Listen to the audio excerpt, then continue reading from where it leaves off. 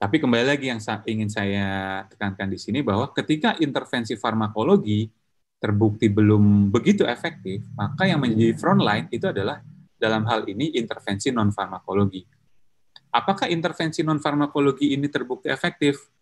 Di beberapa studi, baik di pandemi-pandemi sebelumnya maupun di negara yang sudah dengan baik menangani kurva pandeminya, intervensi non-farmakologi itu akan efektif dengan catatan jika partisipasi dari masyarakat itu tinggi, minimal itu 50%. Kalau partisipasi masyarakat tidak tinggi, mau seberapa lama pun intervensi non-farmakologi ini dijalankan, itu tidak akan efektif. Nah, kemudian dari sisi ekonomi, kita melihat bahwa penanganan pandemi ini tentunya negara perlu hadir dengan memberikan insentif-insentif yang terkait dengan kebijakan makroekonomi. Tujuannya adalah karena dengan adanya pandemi ini akan meninggalkan lubang atau beban yang sangat besar bagi masyarakat. Nah, adanya insentif-insentif ini harapannya lubang yang ditinggalkan akibat pandemi setidaknya tidak terlalu besar. Jadi itulah kurang lebih kenapa perlu negara juga perlu hadir untuk terkait dengan kebijakan-kebijakan makroekonomi. Ya. Kemudian kebetulan kita juga baru selesai melakukan sebuah studi. Ini di awal adanya pandemi di Jakarta, kita mencoba mengestimasi biaya dan efek dari penutupan sekolah dan tempat kerja karena adanya pandemi, dan kita pada studi ini fokus di Jakarta. Kenapa kita fokus di Jakarta? Karena kalau studi dilakukan dengan matematik model, di mana berbasis data, kita melihat satu-satunya data yang kualitasnya relatif bagus dibandingkan yang lain, ya hanya ada di Jakarta. Makanya kita fokus di Jakarta. Ya, kita di studi ini membandingkan jika intervensi non-farmakologi ini kita implementasikan dengan durasi yang berbeda. Karena kebijakannya di awal penerapan PSBB, pemerintah itu komit bahwa PSBB ini akan dievaluasi tiap 2 minggu. Jadi concern kita di sini juga bagaimana dampak adanya PSBB jika dijalankan 2 minggu, 4 minggu, atau lebih dari itu.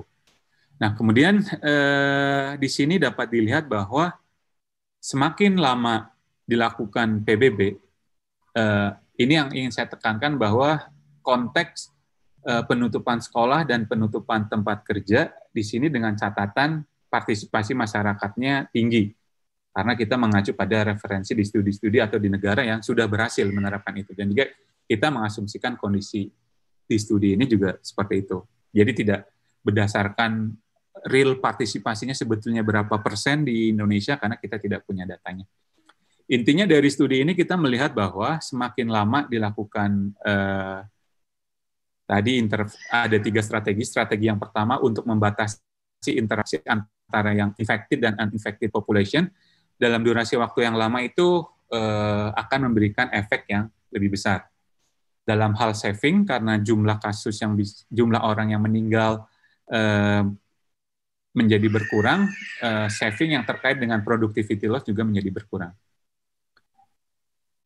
Oke, ya sekarang ini kondisinya belum ada specific drug and vaccines for treatment or prevention of COVID-19. Jadi ini saya ambil dari WHO. Nah, kemudian belajar dari pandemi-pandemi yang sebelumnya, kemudian si World Bank ini juga menghitung intervensi bagaimana dampaknya dan dikombinasikan dengan beberapa intervensi.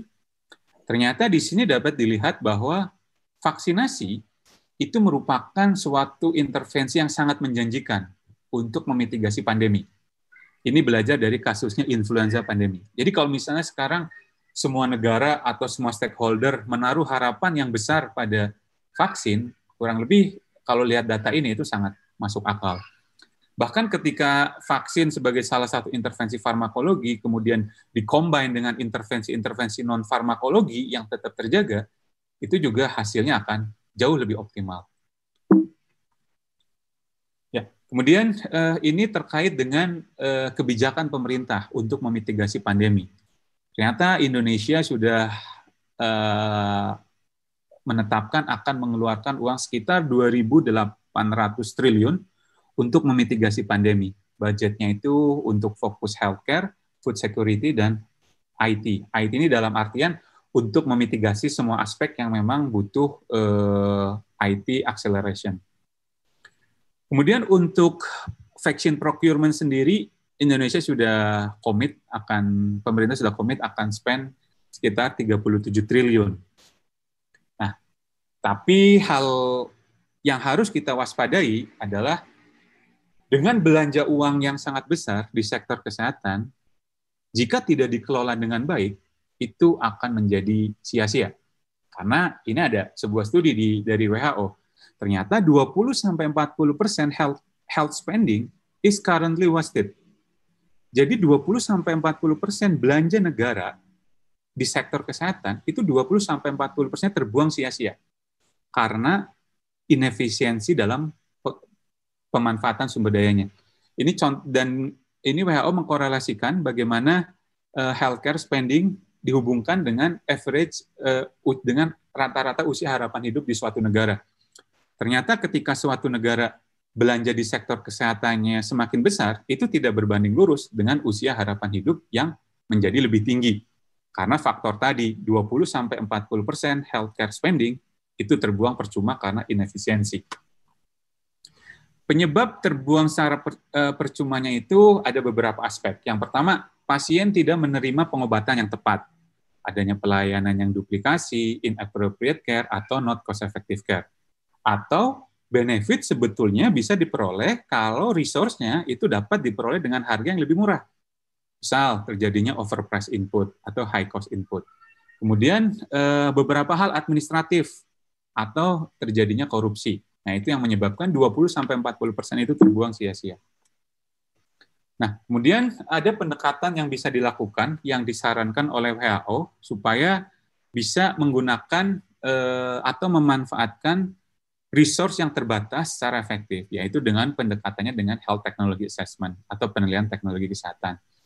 Ini adalah sebuah multidisiplin ilmu yang tidak hanya mempertimbangkan aspek klinis sebagai outcome dari suatu intervensi kesehatan, tapi juga mempertimbangkan aspek ekonomi, sosial, bahkan aspek etikal.